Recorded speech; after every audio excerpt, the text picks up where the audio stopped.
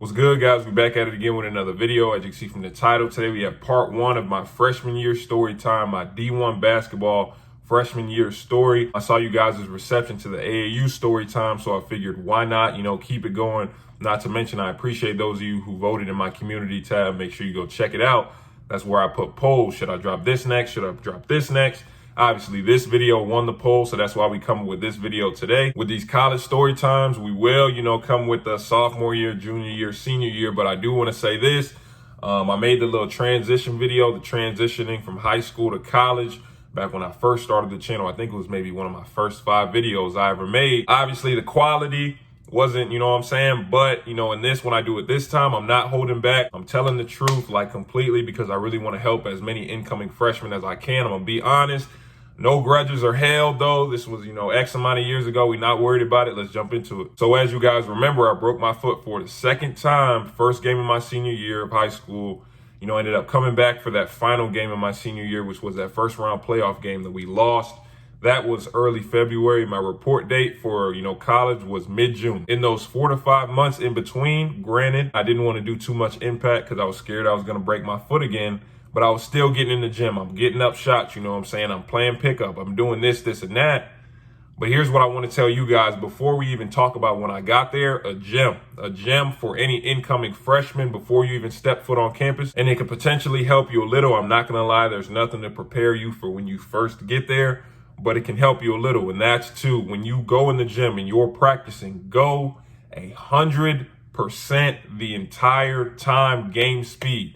And what you're doing right now, you might think you're in the gym going 100%. I promise you, you're not. Because once you go to college and they make you do every single thing at 100%, I'm talking about you got a water break, you better run over there or we on the line.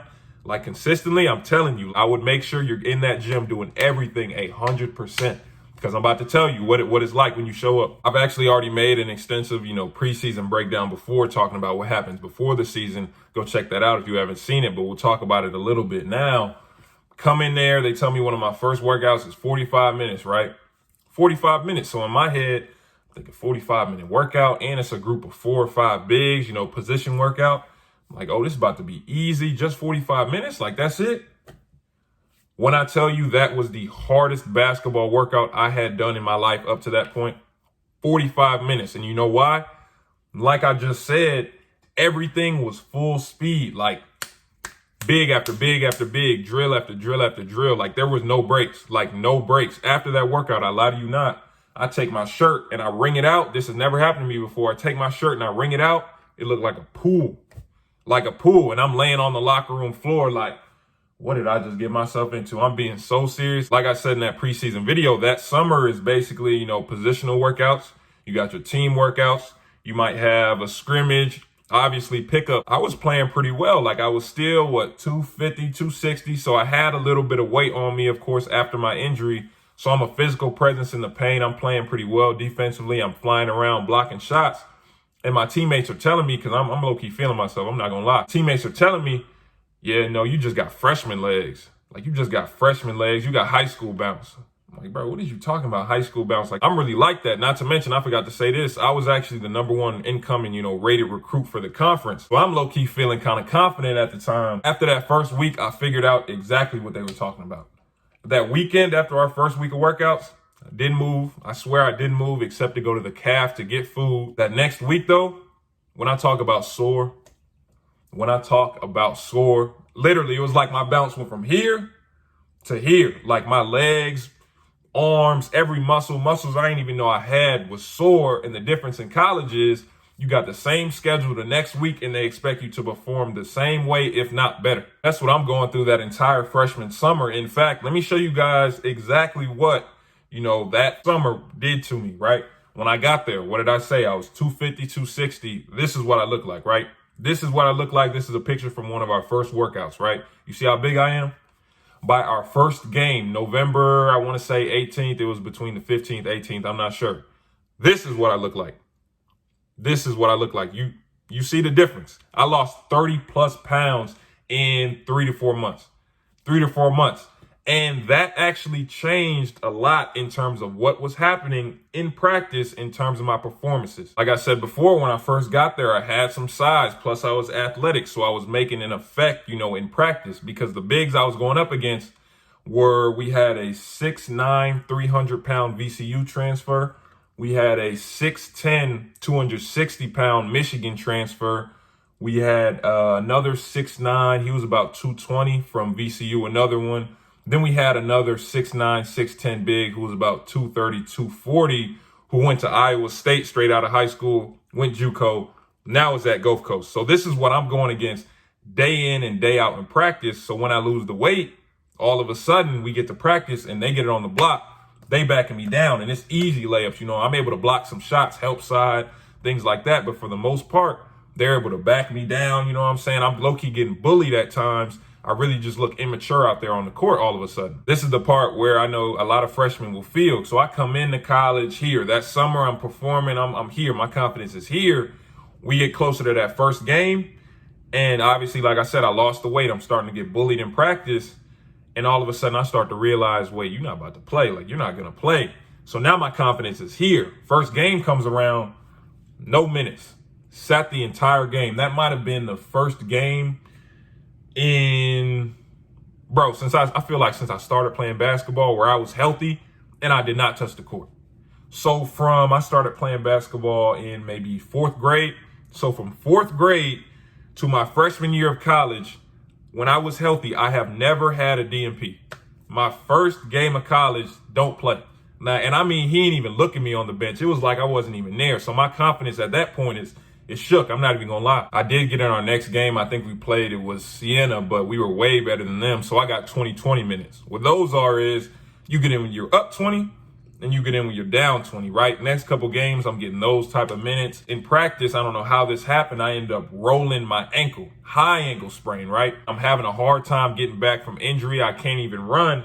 And this is where what they don't tell you about the training staffs in college. I had the training staff telling me that I wasn't hurt anymore and, I should have been on the court. So I'm really in terms of college basketball, I was off of it at that point. But in my head, I'm thinking I'm doing a good job masking it. I'm thinking I'm doing a good job staying cheery and looking positive.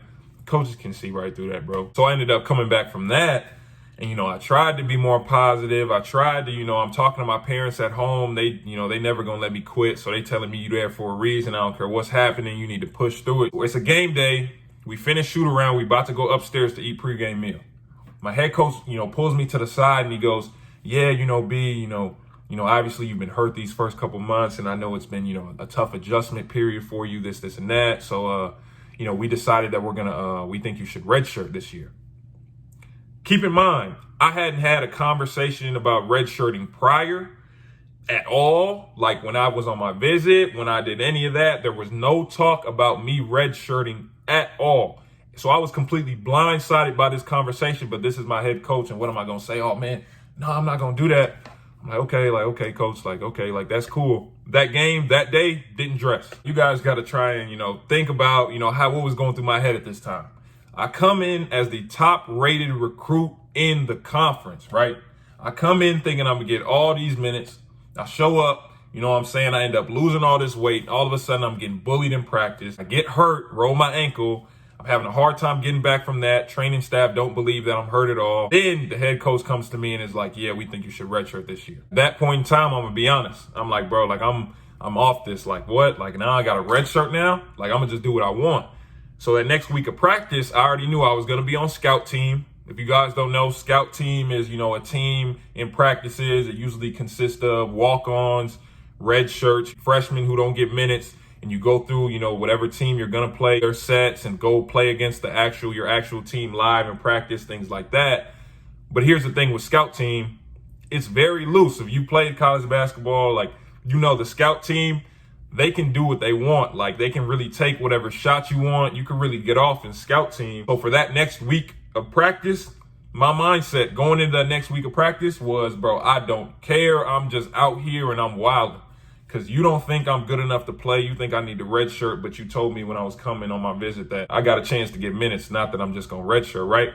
So that next week of practice when I was on scout team, that might have been the best week of basketball I've ever played in my life. I haven't been a scorer. I was never a scorer.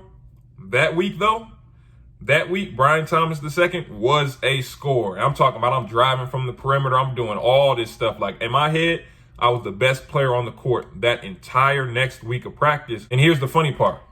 Day or two after that week of practice, where I knew for a fact I was the best player on the court, Brandon Goodwin was on that team too, who's in the league. For a fact, in my head, I was the best player on the court that week.